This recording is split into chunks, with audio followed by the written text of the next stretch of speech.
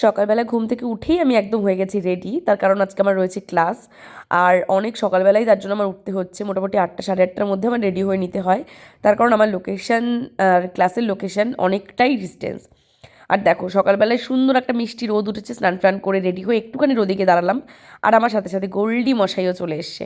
তারপর একটুখানি সিদ্ধ ভাত খেয়েই বেরোচ্ছি, তার কারণ বাড়ি আস্তে আস্তে বেজে যায় 4টে, মানে দুপুরের খাবারটা টোটালি স্কিপ হয়ে যায়, যার জন্য সকালবেলা একটুখানি খাওয়া দাওয়া না করে বেরোলে সারা দিন বিশাল কষ্ট লাগে।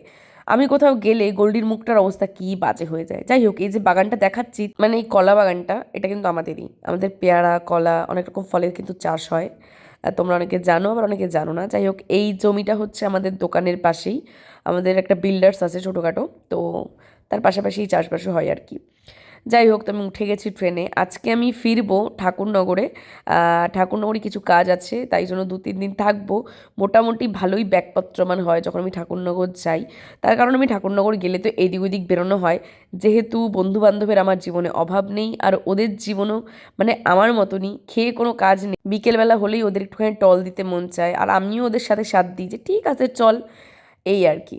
আর ওদের সাথে বেরিয়ে আমার গলার অবস্থা তো দেখতেই পাচ্ছ, মানে সারা শীত এত সুন্দরভাবে গেল, কোনো রকম ঠান্ডা কিচ্ছু লাগেনি। আর শীতের শেষে আমার একেবারে কি সুন্দর একটা শরীর খারাপ বেঁধে গেছে। যাই হোক, এটা আমার 12 মাসে 13 পার্বণের মতন, 12 মাসে 13 রকম রোগ আমার বেঁধেই আছে, একটা না একটা কিছু না কিছু লেগেই থাকে।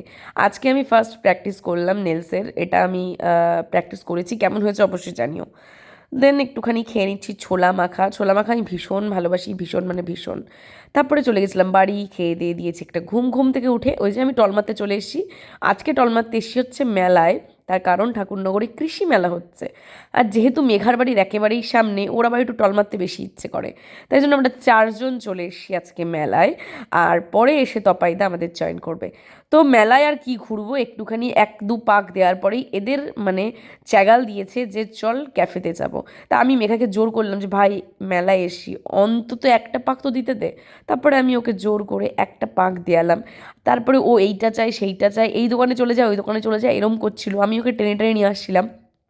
আসলে আমাদের জীবনে খুব টাকার অভাব, আমার আর ওর দুজনেই টাকার অভাব। চোখে অনেক কিছুই ভাল লাগে, কিন্তু কিনতে আর পারি না, কারণ দুজনই বহুত ভিখারি মানুষ আমরা, কেনাকাটি আর আমাদের হয় না। যাই হোক, এই গাছগুছ দেখে আসলাম, তারপর চলে গেলাম ক্যাফেতে। দেখো, আমরা ভিখারি, কিন্তু খাওয়ার বেলায় কিন্তু আমরা ভিখারি থাকি না, তখন আমাদের কাছে প্রচুর টাকা থাকে।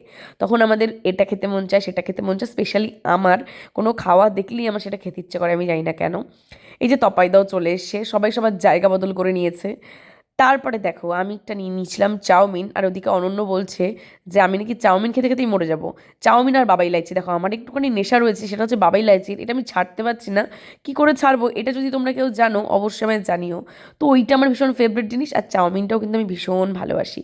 যাই হোক, এই যে বাজারটা হচ্ছে, এটা হচ্ছে বাসন্তীর আইবুড়ো ভাতের বাজার। বাসন্তীর আইবুড়ো ভাত তো চলে গেছে, আর আমি দেখাচ্ছি আজকে সেই ভ্লগটা। তো বুঝতেই পারছো ভ্লগটা বেশ পুরনো। যাই হোক, চলো আমরা বাজার টাজার করে বাড়ি যাই। দেখা হচ্ছে তোমাদের সাথে পরের ভ্লগে। আর বাসন্তীর আইবুড়ো ভাত তো দেখে